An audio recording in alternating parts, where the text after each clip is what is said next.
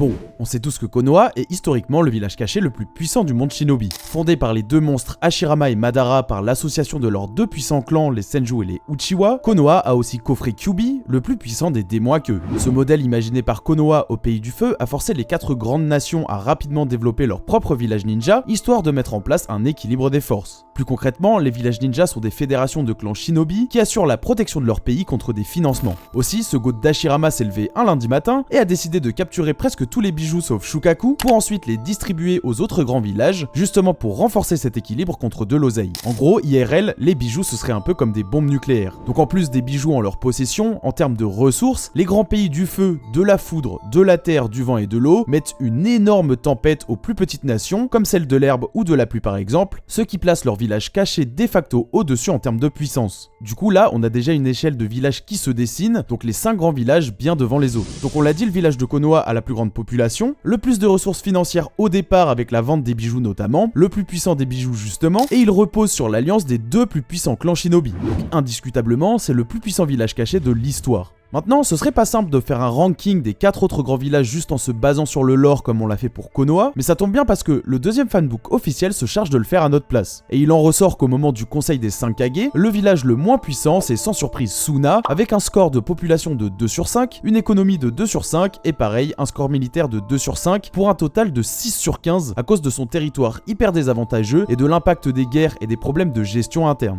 En avant-dernier, on a le village de Kiri qui a aussi un score de population de 2 sur 5, une économie de 2 sur 5 également, et une force militaire de 3 sur 5. Son isolation géographique et la corruption expliquent ce faible score de 7 sur 15. En troisième position, on a Iwa, qui cumule quand même 10 points sur 15, avec 4 sur 5 en population, 2 sur 5 en économie, et 4 sur 5 en force militaire. La position géographique, la stabilité d'Onoki et de sa politique militaire expliquent que le village de la Roche s'en sort pas mal du tout. À égalité avec Iwa, on retrouve Konoha, mais c'est sous le règne intérimaire de Danzo, donc son score de 10 sur 15 est à relativiser avec tout ce qu'on disait avant, et c'est potentiellement lié à l'attaque de Pain qui a quand même rasé tout le village. À ce moment-là, Konoha a le meilleur score de population avec 5 sur 5, 2 sur 5 en économie, ce qui est bizarre mais c'est peut-être à cause de Pain, et un score militaire de 3 sur 5, là aussi à relativiser vu l'époque. En tout cas, le village le plus puissant et développé à ce moment de l'histoire, c'est Kumo avec ses 12 points sur 15. 3 sur 5 en population, 5 sur 5 en économie et 4 sur 5 en puissance militaire. Kumo c'est vraiment du solide et ça le positionne comme le deuxième village le plus puissant all time. Des Raikage monstrueux et cohérents dans leur politique, des investissements en recherche et développement et 2 Jinchurikis surpuissants, tout ça explique ses très bonnes stats. Onoki le dit d'ailleurs, mais la politique militaire et scientifique du Raikage était si efficace qu'elle a forcé les autres grands villages à utiliser des services de mercenaires comme ceux de l'Akatsuki pour tenir la cadence. Du coup ça fait Konoha, Kumo, Iwa, Kiri et enfin Suna.